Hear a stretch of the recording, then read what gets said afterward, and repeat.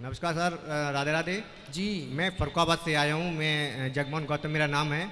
मैं कुछ प्रश्न लेकर के आया हूँ आपके पास। मैंने कई बार टीवी पे देखा, आज आपसे फेस टू फेस बात करने के बहुत सौभाग्य मिल रहा है।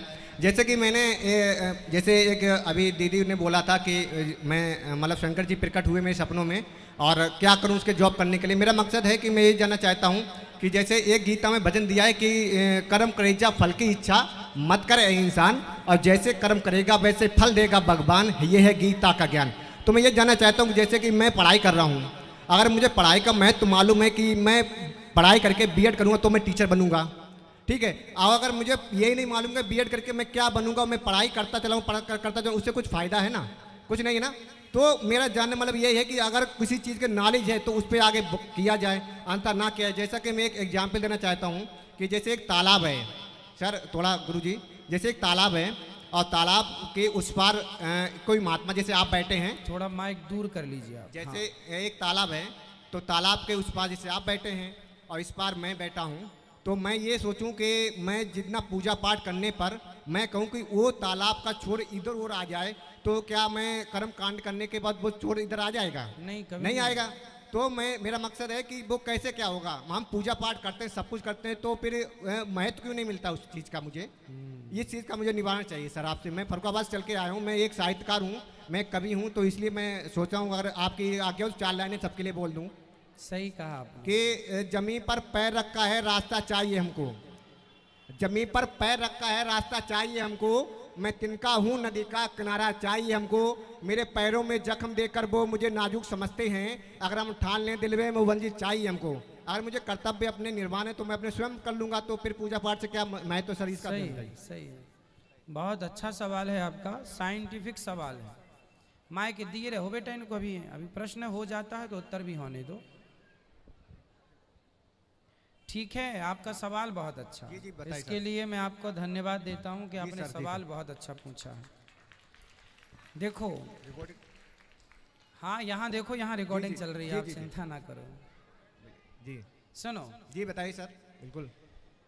बात ऐसी है कि धर्म का ज्ञान होना चाहिए। जी। गीता में लिखा है कर्मण्येवाधिकारस्ते माँ फलेषु बिल्कुल बिल्कुल कदाचन। बिल्कुल। तू जी सर। कर्म कर, फल की इच्छा मत कर।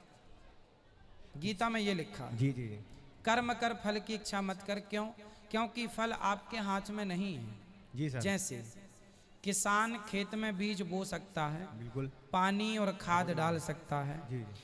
कितनी फसल आएगी ये किसान के हाथ में नहीं है, कितने कुंटल होगा। वो अच्छा कर्म करे पर फसल कितनी आएगी ये तो ईश्वर जानते हैं ना। हम अच्छे कर्म करें, आप एग्जाम देने जाते हैं, बिल्कुल सही जाते हैं। मन लगा के आप करें अपना काम, कर्म करें, अच्छे हर प्रश्न का उत्तर लिखें। अब हर प्रश्न का उत्तर करेंगे, अच्छा करेंगे तो स्वाभाविक है कर्म अच्छा होगा तो नंबर भी अच्छे होंगे, फल भी अच्छा होगा। आपने कहा कि हम यहाँ बैठ के पूजा करें तो नदी का वो किनारा इसके ये तो नहीं आ जाएगा, यहाँ तो नहीं आ जाएगा। जी। पूजा कभी इसलिए की ही नहीं जाती कि किनारा इस तरफ आ जाए। पूजा ईश्वर का चिंतन इसलिए किया जाता है कि मेरा मन भगवान में लगेगा, संसार से मन हटेगा तो अपने आप मेरे मन को शांति होगी, और मैं जब शांत हो जाऊंगा तो भगवान की कृपा का पात्र बन जाऊंगा, भगवत प्राप्ति हो जाएगी। ठीक है सर, प्रश्न मेरा ये था, मैं हाँ। पुनः रिपीट करता हूँ। मेरा हाँ। मकसद जो आप कह रहे हैं कि फल की इच्छा ना करो, ठीक है। जैसे मैं मजदूर हूँ, आपके यहाँ मजदूरी करने आऊँगा, मैं मजदूरी करूँ, अगर वो पैसे ना मिले तो मुझे मजदूरी करने से क्या फ़ायदा है? मजदूरी तो मिलेगी ना बेटा।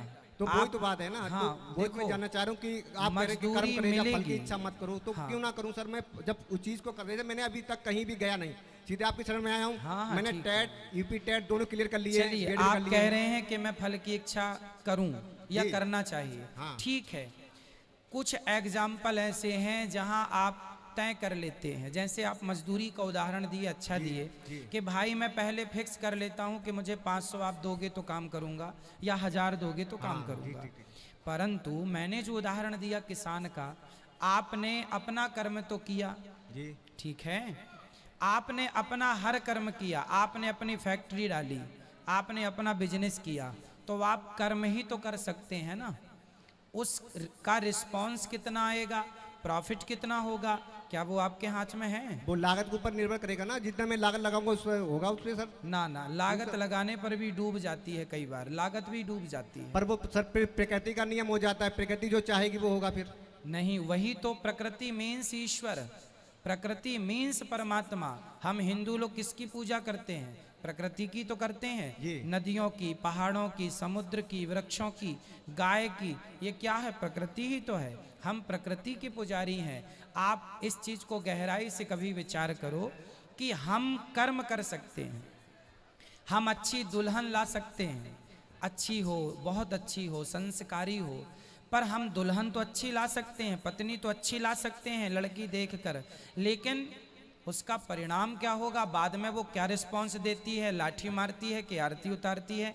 कर्म आप करो, शादी आप कर लो, फल क्या मिलना है वो ईश्वर के हाथ में है। आपकी पत्नी गर्भवती हो जाएगी तो आप माता पिता का कर्म है कि आप दोनों ने मिलकर एक सुंदर से बीज को बो दिया है जो एक स्त्री के गर्भ में पल रहा है। अब बच्चा क्या होगा? बेटा होगा कि बेटी होगी, अंधा होगा कि लंगड़ा होगा, वो आपके हाथ में नहीं है। कर्म आप कर सकते हैं, फल ईश्वर ही देगा ना, कि वो कैसे आएगा। पर सर आप लड़की का बच्चे का उदाहरण दिया, जैसे कि हमने भी साइंस पे पढ़ा है कि लेडीज के एक्स गुणसूत्र होते हैं, लड़के के एक्स वाई होते हैं। जब दोनों में संबंध बनेगा, एक्स वाई होंगे तभी तो लड़का होगा, वो तो क्लियर है। तो फिर हम लोग अल्ट्रासाउंड कराने क्यों जाते हैं? लड़का है लड़की है, फिर उसमें क्या रीजन सर आ जाता है? हाँ हाँ, लड़का लड़की लोग इसलिए चेक कराते हैं, उनको तसल्ली हो जाए कि भाई बहू, सब सास लोग कहती है ना बेटा ही होना चाहिए, इसलिए वो थोड़ा बेटा के चक्कर में रहती हैं कि बेटा ही हो, इसलिए वो अल्ट्रासाउंड करा लेती हैं। परंतु ये है ना कि भाई आप माता पिता ने बच्चे को गर्भ में रख तो दिया, पर उस बच्चे का लालन पालन 9 महीने तक आप लोग थोड़ी करते हैं। वो तो कहाँ आंख लगनी है, कहाँ हाथ लगने हैं, वो तो एक ईश्वर अंदर, जो सबके अंदर बैठे हैं परमात्मा।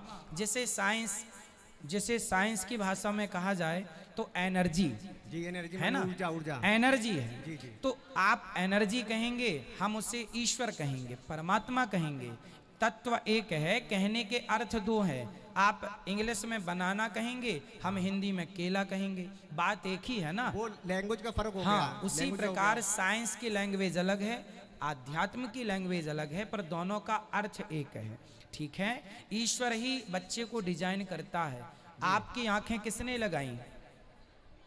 वो प्रकृति का नियम है, ईश्वर जो माँ बाप हमारे संभोग से मिले उससे मैं हाँ, पुत्र पैदा हुआ प्रकृति का नियम आपने कहा, ईश्वर जो चाहेंगे वो होगा। ईश्वर की ओर से हम सब डेवलप होते हैं माँ के पेट में। ईश्वर कोई तो है। साइंस कहता है कि यदि ये वस्तु है तो बनाने वाला कोई तो होगा। साइंस कहता है ये, यदि ये वस्तु है तो बनाने वाला कोई तो होगा। उसी प्रकार आप हैं तो बनाने वाला कोई होगा। इसलिए ईश्वर की सत्ता को, आपसे मेरा सवाल है, आप ईश्वर की सत्ता को मानते हैं या नकारते हैं? सर मैं इन चीज पे मतलब मानते हैं या नहीं मानते? नो, नहीं मानते। मैं प्रकृति को मानता हूँ, क्योंकि अगर मुझे सामने अगर ईश्वर है हाँ। तो मैं इतनी तपस्या करता हूँ, सब कुछ करता हूँ, फिर दिखाई क्योंकि एक महापुरुष ने कहा है कि पहले जानो हाँ, फिर मानो। ठीक है। जब तक जानो नहीं तो मानोगे कैसे? कहते सही हैं है। पानी छान के पियो तभी तो पता चलेगा गुरु कौन अच्छा है कौन तो खराब है। सुनो, जानने के लिए भी तो सत्संग करना पड़ेगा। चलो आप नहीं मानते, अच्छा है, ईश्वर को आप नहीं मानते, मैं फोर्स नहीं करता, पर ईश्वर को आपने ही कहा कि पहले जानो फिर मानो। हाँ। तो जानने के लिए भी तो आपको सही रास्ता चुनना पड़ेगा। जानने के लिए सर मैं वही तो कह रहा हूँ कि किससे जानेंगे? मैं अपने कर्म कर रहा हूँ, ठीक हाँ। है, कर्म के मैं सच मतलब भक्ति से बिल्कुल कर रहा हूँ। जो मैं पढ़ाई करता हूँ, कुछ भी करता हूँ, अपने नियम से करता हूँ, ठीक है। ठीक है। तो फिर उसका मुझे फल तो दिखाई दे कि हाँ ये ईश्वर क्या है क्या नहीं। कि जैसे कि कहीं पे माना कि हर गाड़ी में भगवान की मूर्ति होती है, ठीक है। मैं जिसकी उपासना कर रहा हूँ तो फिर उसका एक्सीडेंट क्यों हो जाता है? What is reason? बेटा आप सही कह रहे हैं, आपकी जगह आप सही, आपका तर्क उचित है, पर होनी है ना। आपने ईश्वर को गाड़ी पे बिठाया है जी। तो बिठाने से क्या ये सिद्ध होता है कि एक्सीडेंट नहीं होगा? अरे भाई, जो होना है वो तय है, जो होना है वो तय है, वो होके रहेगा। राम को वनवास जाना था, वो भी तय था, होके रहा। वनवास तो राम को भी जाना पड़ा, उनकी जिंदगी में भी उथल पुथल हुई। तो हम मरेंगे, हम भक्त हैं, तो क्या इसका अर्थ ये है कि मैं कभी मरूंगा नहीं? नहीं, ये सत्य है कि मैं मरूंगा, ये हाँ, सत्य है। हाँ, वो तो तो फिर फिर सत्य जान accident- के लोग सत्य नहीं मानते इन चीज को कि कौन? मैं मतलब जैसे मैं कहूँ मृत्यु मेरी होनी है, हाँ। पर कुछ लोग सत्य को असत्य बता देते हैं ठीक कि है। पता नहीं होगी नहीं होगी, पर ये सत्य है कि मौत होगी। हाँ। अगर दुनिया में देखा तो यही सत्य मुझे लगा कि मौत है। मौत है। तो बस। फिर आप भगवान की पूजा कर रहे हैं बेटा, तो आप अमर होने के लिए नहीं कर रहे हैं। मैं कर रहा हूं तो मैं अमर नहीं होऊंगा। हाँ, ईश्वर का ध्यान करने से मन को शांति मिलती है ना, अच्छा लगता है। ईश्वर क्यों जरूरी है, चलो मैं आपको उदाहरण देता हूँ। बिल्कुल सर, जैसे आप कर्म करते हैं, आप कर्म को मानते हैं, बिल्कुल पर कर्म के संग एक चीज और होती है, धर्म। यदि आप अकेला कर्म करेंगे और धर्म का ज्ञान आपको नहीं है तो आप कर्म नहीं कर सकते। उदाहरण से समझो। बिल्कुल उदाहरण दीजिए। बताइए, जी, शराबी शराब पी रहा है, बिल्कुल। वो क्या कर रहा है? वो अपने इच्छाओं पूरा कर, उसका धर्म हो रहा है, फिर क्या वो अपना कर्म कर कर्म रहा कर है। रहा है। तो शराब पीने वाला भी अपना कर्म कर रहा है, दूध पीने वाला भी अपना कर्म कर रहा है, माँ बाप की कोई आरती उतारे तो वो भी कर्म कर रहा है, और कोई माँ बाप को लाठी से मार रहा है तो वो भी कर्म ही हो रहा है। क्योंकि आँखों की पलक झपकना भी एक कर्म है, उंगलियों का चलना भी एक कर्म है, आप मेरे से बात कर रहे हैं ये भी एक कर्म है, मैं आपसे बात कर रहा हूँ, कर्म, हर चीज कर्म है। जो हो रहा है वो क्या है? कर्म है। जब कर्म आप करेंगे तो कर्म को आपको धर्म की तराजू में तौलना पड़ता है। क्या है, आप लोग जब हम लोग रोटी बनाते हैं ना तो चलनी से पहले आटे को चालते हैं, तो अच्छा आटा अलग होता है, चोकर अलग हो जाता है। उसी प्रकार कर्म दो प्रकार के होते हैं। एक कर्म होता है करने योग्य, एक कर्म होता है ना करने योग्य। जैसे हम दूध तो पिए पर शराब ना पिए। कुछ कर्म त्याज्य होते हैं। कुछ कर्म क्या होते हैं? त्यागने पड़ते हैं। त्याज्य होते हैं। तो कौन सा कर्म त्याज्य है और कौन सा कर्म त्याज्य नहीं है, ये कौन बताएगा? यही बताने के लिए धर्म है।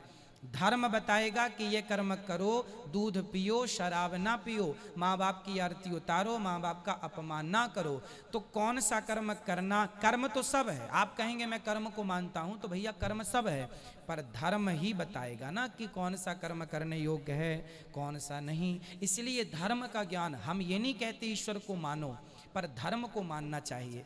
आपको अपनी माँ की सेवा करना चाहिए या नहीं? बिल्कुल चाहिए, माँ बाप की। हाँ, तो वही धर्म है। हम ये नहीं कहते कि आप मंदिरों में जाओ और मंदिरों में जाके मूर्ति की पूजा करो। हम कहते हैं अपनी माँ को खुश रखो, अपने आप भगवान आपसे खुश हो जाएंगे। आपको अलग से खुश करने की जरूरत नहीं है। बस सर यही मुझे उत्तर चाहिए था। बस आपने जो लास्ट में उत्तर दिया मुझे बहुत अच्छा लगा, क्योंकि मंदिर मस्जिद में जाने से पहले अपने माँ बाप को पूजो। क्योंकि मैंने आज सर मुझे एक लोग मिले थे, हकीकत जब मैं सवाल पूछने आया, एक के दोनों लड़के हैं, दोनों लगे हुए हैं सरकारी जॉब में, उनके पिता हैं गॉड हैं, मतलब वो जो मालगाड़ी नहीं होती है उसके गार्ड हैं। उनके बेटों ने दोनों को बाहर कर दिया, माँ बाप को बाहर कर दिया। अब वो वृंदावन घूमने आए। अब बताइए वो कौन सा धर्म निभा रहे हैं? वो पाप करने आ रहे हैं। पाप है करने ये। आ रहे हैं ना। सीता, तो अगर सीता। माँ बाप को अपने मानो तो माँ सबसे अच्छा, वही सबसे धर्म है। हाँ, हाँ।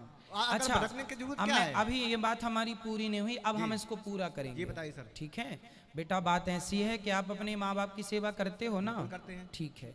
और माँ बाप की सेवा से बड़ा कोई पुण्य नहीं है, कोई पूजा नहीं है, ये याद है ना आपको? ये बिल्कुल सही अब याद है। इसके आगे चलते हैं। जी माता भगवान है, जी, पिता भी भगवान है, दोनों उसके द्वारा। गुरु कौन है? गुरु भी भगवान है। आपके बच्चे हैं, शादी होगी आपकी? नहीं, मैं तैयारी सुपर टेट कर रहा हूँ, टीचर की तैयारी कर रहा हूँ। चलिए, जब आपको कल के बच्चे होंगे कल, तो छोटे छोटे जो बच्चे होते हैं ना, वो बच्चे कौन हैं? वो भी भगवान हैं। ठीक है। आपके बगल में बूढ़ी मैया बैठी है, देखो वो कौन है? माता जी हैं। वो भी भगवान है।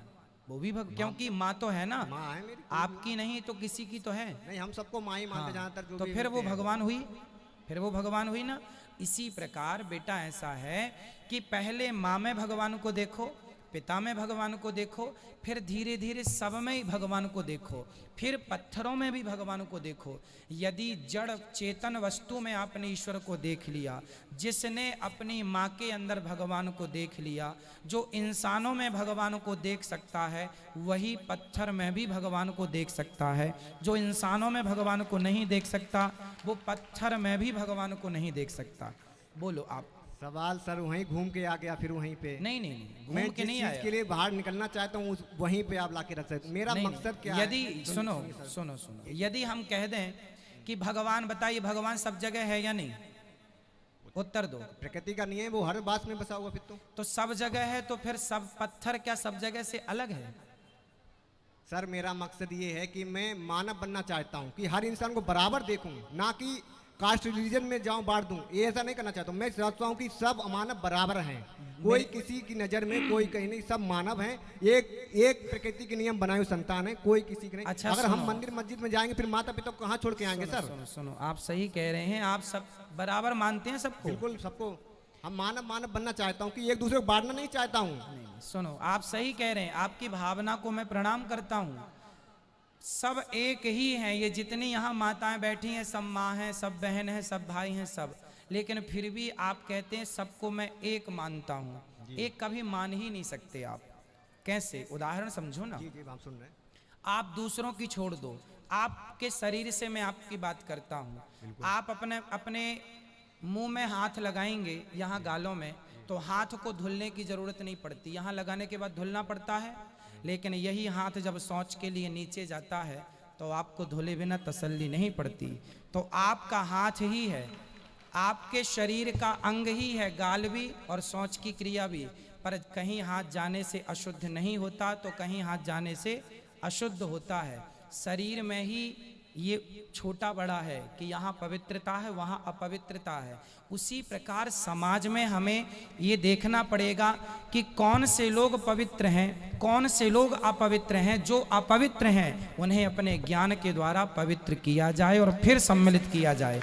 पानी गंदा है तो पहले उसे शुद्ध किया जाए, फिर नदी में डाला जाए। यदि गंदा डाल दोगे तो शुद्ध पानी भी अशुद्ध हो जाएगा। इसलिए आप ठीक कह रहे हैं, आपका तर्क उचित है, परंतु ये समझना होगा। आपने कहा हम प्रकृति की पूजा करते हैं, ये भी अच्छा है, परंतु पत्थर प्रकृति से बाहर नहीं है। हमारे देवी देवता, ये श्रद्धा है।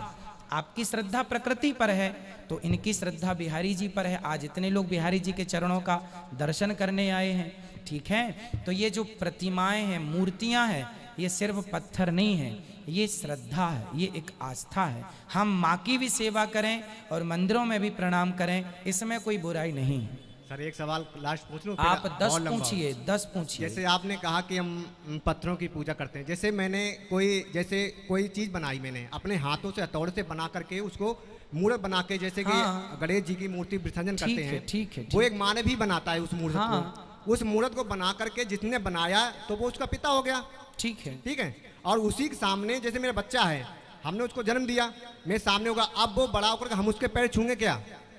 जिसको बनाया उसी के पैर, मैंने जिसको जन्म दिया उसी के पैर छूना तो फिर तो बेकार है ना। देखो तर्क जो है ना, तर्कों की भी एक मर्यादा होती है जी, उसी मर्यादा में सर मैं बोल रहा हूँ कि कौन सा तर्क करने योग्य है, कौन सा तर्क करने योग्य नहीं है। अब आपने कहा जो मूर्तिकार होता है ना बेटा, वो सिर्फ मूर्ति बनाता है, उसने उसको मतलब रूप दिया, एक रूप दिया, रूप दिया। अच्छा ये बताओ कि मूर्तिकार ने जो रूप दिया वो रूप लाया कहाँ से? वो अपने मेहनत करके माइंड से ना बेटा, आप ठीक कह रहे हैं। हर पत्थर में एक मूर्ति छिपी हुई है। मूर्तिकार ने पत्थर का केवल बाहरी आवरण हटाया, मूर्ति बाहर से लाके पत्थर में डाला नहीं। मूर्ति तो ऑलरेडी पत्थर में थी, बाहरी आवरण हटा दिया तो मूर्ति प्रकट हो गई। और पत्थर की मूर्ति मूर्तिकार तो बनाता है, पर तब तक वो भगवान नहीं होती। जब मूर्ति को ला करके वेद मंत्रों के द्वारा उसकी प्राण प्रतिष्ठा कराई जाती है, तब वो भगवान होते हैं ना बेटा। वो मूर्तिकार जो पत्थर छैनी हथौड़े से काटा है वो सिर्फ मूर्ति है, अभी वो भगवान नहीं है। अभी वहाँ पे कोई माथा नहीं झुकाएगा, अभी वहाँ पे कोई जल नहीं चढ़ाएगा, जब तक उसकी प्राण प्रतिष्ठा, मतलब ये होता है प्राण डालना, ये मंत्रों के द्वारा है। मरे हुए आदमी को आप कहते हैं ये मर गया। यदि कोई भगवान, यदि कोई व्यक्ति हो, जैसे आज की कथा में हमने सुनाया कि गुरु सांदीपनी का बेटा मर गया था पर भगवान ने जीवित कर दिया, तो ये nothing is impossible, everything is possible कौन कर सकता है? इतने से मुंह में मिट्टी के बहाने मैया ने मुंह खोला, इतने से मुंह में पूरा ब्रह्मांड दिखाई पड़ा, तो ये भगवान तो कर सकते हैं ना। इसलिए भगवान एक रूप में अपने धाम में है और एक रूप में हमारे सामने जगन्नाथ जी के रूप में, बिहारी जी के रूप में, राधा रमण जी के रूप में है। एक रूप में आप भी भगवान हो, आपकी माँ भी भगवान है। इसलिए तुलसीदास जी ने कहा है सीय राम मैं सब जग जानी, सब भगवान है। भगवान के सिवा आज की कथा में हमने बताया, आप बताओ घड़ा सत्य है कि मिट्टी सत्य है? मिट्टी से घड़ा बना हुआ है। तो घड़ा सत्य है कि माटी? माटी ना तो घड़ा कहाँ से आता? माटी सत्य भी तो। हाँ, माटी सत्य है, घड़ा सत्य नहीं है। पर व्यवहार में यही बोला जाएगा, कुम्हार भैया जरा घड़ा दो। व्यवहार में तो यही बोला जाता, भैया घड़ा दो, मिट्टी दो, ऐसा नहीं बोला जाता है। मिट्टी पर बोला क्या जाएगा? घड़ा। उसी प्रकार कण कण में है तो श्री कृष्ण, पर बोला जाएगा कि ये संसार है। संसार कुछ नहीं है बेटा, ईश्वर ही संसार है। मिट्टी ही घड़ा है, सोना ही आभूषण है। आभूषण अलग से नहीं आए, गोल्ड ही है। उसी तरह तुम भी भगवान हो, ये भी भगवान है, तुम्हारे बच्चे भी भगवान है, तुम्हारे घर में जो पेड़ लगा है वो भी, तुम्हारी गौ माता, तुम्हारी बकरी, सब ईश्वर है। सीय राममय सब जग जाने। अगर मैंने सबको अगर ईश्वर माना तो हमारा ये देश आज इतना पीछे क्यों है? भाई पीछे कहाँ है? किस सब्जेक्ट में आपको पीछे लगता है बताओ? शिक्षा के क्षेत्र में ले लो। अरे राम राम राम, सुनो सुनो। जी जी सर। शिक्षा के क्षेत्र में पीछे होता तो आर्यभट्ट दुनिया कुछ दशमलव और जीरो ना दिए होते। काहे बदनाम कर रहे हो भारत को? शिक्षा के क्षेत्र में वर्तमान दुनिया, अरे वर्तमान मेरे भाई, आर्यभट्ट भारतीय हैं। दुनिया को पढ़ना किसने सिखाया? नालंदा विश्वविद्यालय में चाणक्य कितने बड़े प्रोफेसर थे उस समय के। तो जब दुनिया नंगी घूमती थी तब हमारे यहाँ गुरुकुल चलते थे। वो तो मुगलों ने आकर लूट लिया मेरे भाई। ये देश कभी अशिक्षित नहीं रहा है ना। ये थिंकिंग छोड़ दो कि हम अशिक्षित हैं, गरीब हैं। मेरा देश कभी गरीब नहीं था। गरीबी की सोच, मानसिकता घुस गई है लोगों के अंदर। हम गरीब नहीं हैं।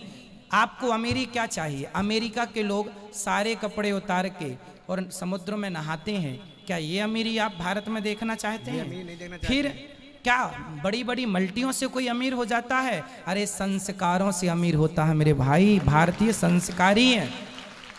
हमारे भारत में विधवा नारियां होती हैं। पति मर जाए सारी जिंदगी उसकी विधवा रह के मर जाएगी, दूसरे पुरुष की तरफ देखेगी नहीं। दुनिया के किसी कोने में एक विधवा दिखा दो मेरे को, वहां तो पति मरा, महीने भर के अंदर दूसरा तैयार है। पर ये इन्हीं शास्त्रों में ये कहा जाता कि अगर पति मर जाए उसी पे सती प्रथा कर देते थे। फिर ये नियम कहाँ से आ गया था? कहाँ सती प्रथा होती है? सती प्रथा पहले होती थी ना। कहाँ होती है? दशरथ जी मर गए, क्या कौशल्या जी सती हुई थी? जवाब दो। झूठा, केवल केवल झूठा, केवल झूठा, केवल झूठा। आप जैसे युवाओं को राजा राम मोहन राय ने सती प्रथा को अंत किया था, ये तो सभी जानते हैं ना। चलो मैं आपसे सवाल करता हूँ, रामायण आप जानते हो, दशरथ जी मर गए तो मरने के बाद कौशल्या जी विधवा हो गई। यदि सती प्रथा थी जी तो कौशल्या जी सती क्यों नहीं हुई? मेरा सवाल आपसे है। इसका मतलब है सती प्रथा थी नहीं, कुछ दुष्टों ने थोप दी और हमारे सनातन धर्म को बदनाम करने की साजिश रच दी, और उसका शिकार आप जैसे लोग हो चुके हैं। यदि नहीं थी तो बताओ फिर कौशल्या जी सती क्यों नहीं हुई? सुमित्रा माता सती क्यों नहीं हुई? बता दो। तो सर ये किताबों में जो दे रखा तो वो तो सब गलत है फिर तो। भाई किताबों, आज की किताबों की बात नहीं करता मैं तो। रामायण, गीता, महाभारत, इन बातों, इनमें यदि लिखा हो सती प्रथा का तो मुझे बताओ। इनमें कहीं आपको मिले तो मैं मान लूं आपकी बात। कैसे कहूँ मैं? आपकी अब आप ही कोई पुस्तक लिख दो अपने मन से और उसमें लिख दो कि रावण ने राम जी को मारा था। राम जी ने रावण को नहीं, रावण ने राम जी को मारा था, आपने लिख दिया। और आपके अनुयायी बताएं अरे राम जी आप लोग उल्टा पढ़ रहे हैं, देखो इनने तो ये लिख दिया है। सर मैं साहित्यकार तो क्या आपका लिखा सही हो जाएगा? सर, प्लीज, मैं साहित्यकार हूं पर मैं गजलकार हूं। मैं मतलब ये नहीं लिखता, मैं गजलकार हूं, गजल ही लिखता हूं खाली। मैं आपके द्वारा एग्जाम्पल दे रहा हूं मेरे भाई कि कोई यदि आगे चल के ये लिख दे कि राम जी ने रावण को नहीं, रावण ने राम जी को मारा था, तो क्या उसका लिखा सत्य हो जाएगा? केवल इस उद्देश्य से कि वो लिखा है। हर लिखी बात सत्य नहीं है मेरे भाई। हर चमकीली वस्तु सोना नहीं होती। केवल वेद पुराणों में जो लिखा है वही सत्य है। और वहां सती प्रथा का सती प्रथा का कोई वर्णन नहीं है। ठीक है, और कोई सवाल? अगर सर ये वेदों में सब कुछ था तो फिर वर्गों में क्यों बांट दिया? किसमें? वर्गों में ब्राह्मण, वैश्य, शूद्र, इनमें फिर क्यों बांट सुनो दिया सर? सुनो, नहीं रुको, इनका प्रश्न होने दो। हम उतनी दूर से आए फरुखाबाद से पूछते बैठो हैं, बैठो, दर्शन बैठो, करने आए मैया हैं, बैठ गलत होना जाओ। कर्म सुनो है। बेटा, यहाँ सुनो, जी सर। आप सही कह रहे हैं। सुनो मैया, मैं दे रहा हूँ, आप बैठ जाइए ना, अभी दे रहा हूँ, आप बैठ जाइए, मैं दे रहा हूँ। सुनो, आप फिर से पूछो, क्या सवाल है? आप शास्त्रों में सब कुछ आप कह रहे हैं जो है, तो वेद और पुराणों में शास्त्रों पर ये क्यों लिखा है कि अलग अलग वर्गों में बांटने के लिए क्या दिया गया? अच्छा ये बताओ जी, कि आप हॉस्पिटल कभी गए हैं? बिल्कुल गए हैं। हॉस्पिटल में डॉक्टर भी होता है, जी, सफाई कर्मचारी भी होते हैं। बिल्कुल होता है। यदि केवल डॉक्टर हो, सफाई कर्मचारी ना हो, तो हॉस्पिटल चलेगा? नहीं चलेगा। हुँ? नहीं चलेगा। और केवल सफाई कर्मचारी हो, डॉक्टर ना हो, तो चलेगा? नहीं चलेगा। मेरे भाई, हॉस्पिटल में सबकी जरूरत पड़ती है ना? जितना महत्व डॉक्टर रखता है ना, उतना ही महत्व वहाँ के एक सफाई कर्मचारी भी रखता है। उसी प्रकार ये ब्राह्मण, क्षत्रिय, वैश्य, शूद्र, ये कोई जात नहीं है, ये केवल व्यवस्था है। ब्राह्मणों की व्यवस्था है कि तुम वेद पढ़ोगे, वेद पढ़ाओगे। क्षत्रियों की व्यवस्था है तलवार उठाओगे और देश की रक्षा करोगे। वैश्यों की व्यवस्था दी गई, तुम पैसा कमाओगे और अपने देश को आर्थिक रूप से मजबूत करोगे। और शूद्रों को व्यवस्था दी गई कि तुम तीनों का साथ दोगे, कंधे से कंधा मिला के चलोगे। ये व्यवस्था बनी थी, परंतु परंतु परंतु आगे लोगों ने, कुछ मूर्ख लोगों ने इस व्यवस्था को जातिवाद का नाम दे दिया और जातवाद में देश के 4 भाग कर दिए, ब्राह्मण, क्षत्रिय, वैश्य, शूद्र। हम कभी 4 नहीं थे, हम सदा सनातन धर्मी हैं, हम सब एक हैं, सत्य सनातन धर्म है हमारा। ये 4 जात नहीं, 4 व्यवस्था हैं। इसको व्यवस्था के रूप में 4 भाग किए गए थे। आपके घर में शादी होती है तो आप व्यवस्था देते हैं ना, भाई पांडाल का काम तुम संभाल लेना, मेहमानों का तुम देख लेना, सब्जी भाजी का तुम देख लेना। सबको व्यवस्था देने से क्या होता है? काम बट जाता है, प्रॉपर होता है। तो हमारे ऋषि मुनियों ने, हमारे भगवान ने 4 भाग बनाए और 4 व्यवस्था के लिए बनाए। बाद में लोग जातिवाद पे मरने लगे, तो उसमें भगवान की क्या गलती है? गाय दूध देने के लिए होती है, गाय माता होती है, पर लोग, समाज के लोग गाय को मार के खा जाएं, इसमें अब आपकी और हमारी क्या गलती है? उनके अपने संस्कार हैं। तो हम बने हैं भाई भाई के लिए, पर आपस में लड़ें तो इसमें भगवान का क्या कसूर है भैया? सर मेरा मकसद है कि सबसे पहले हम भारतीय होने चाहिए, धर्म को हटाकर पहले भारतीय हों, तब हम देश की रक्षा करें, क्योंकि संविधान ने बराबर एक हक दिया कि बिल्कुल, हम सब एक भारतीय हैं, सब एक ही है। केवल लोगों ने, अंग्रेजों ने क्या किया? फूट डालो और शासन करो। ठीक है, ठीक है सर, चलिए, अच्छा लगा आपसे बात करके, खुश रहिए।